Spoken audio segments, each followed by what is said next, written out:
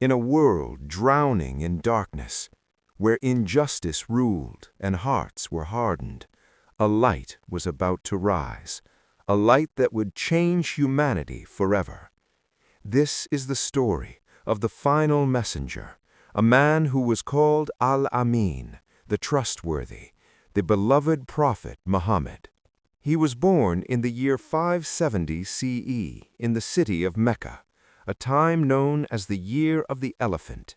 Even before his birth, his father, Abdullah, had passed away, and at the age of 6, he lost his mother, Amina, an orphan in a harsh world.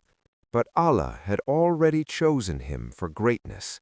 He was raised first by his grandfather, Abdul Muttalib, and then by his uncle, Abu Talib, who loved and protected him deeply.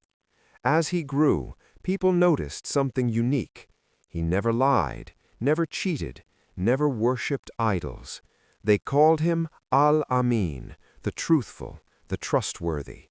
He worked as a shepherd, then as a trader, and in every role his honesty stood out. A noble woman named Khadijah, radiallahu anha, impressed by his character, offered him marriage. He was 25, she was 40, but their marriage was full of love, peace, and loyalty. Khadijah radiallahu anha became his greatest supporter, especially when the hardest days came. At the age of 40, he would often retreat to the cave of Hijrah, seeking truth, reflecting deeply. And then, one night, everything changed. An angel appeared, Gabriel. He commanded, "Read." The prophet replied, "I cannot read." Again and again, until the first revelation came, "Read in the name of your Lord who created." He rushed home, trembling, afraid, and Khadijah radiallahu anha comforted him, saying, "Allah will never disgrace you.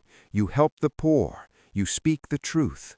That was the beginning of prophethood. He began calling people to Islam. Worship one God, leave idols, be just, be kind. But Mecca rejected him. They mocked him, insulted him, threw stones at him. His followers were tortured. Yet he never stopped. He showed patience, mercy, and strength. Even when he was bleeding, he prayed for his enemies. "O Allah, guide them, for they do not know."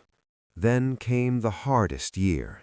His beloved wife, Khadijah radiallahu anha, passed away, and his protector, Abu Talib, also died.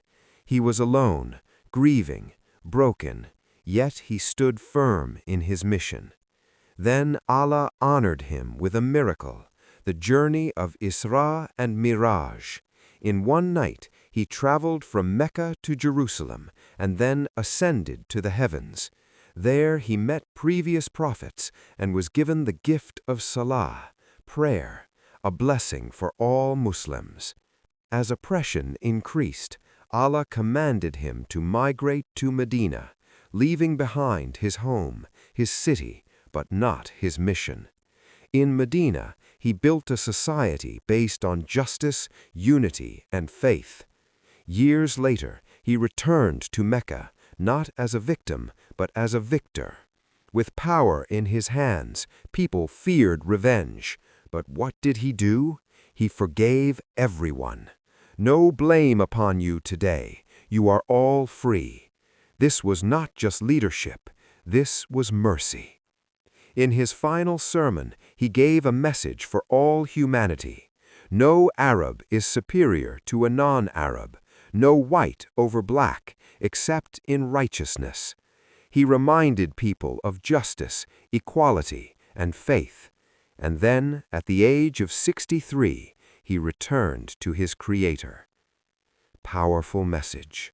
He left behind no wealth, no palace, no throne, but something far greater, a complete way of life, a message that lives today in the hearts of over 1 billion people. He was not just a prophet, he was a mercy to mankind. If this story touched your heart, share it with others. Let the world know who Muhammad Sallallahu Alaihi Wasallam truly was. Subscribe for more powerful Islamic stories. Peace be upon him, always.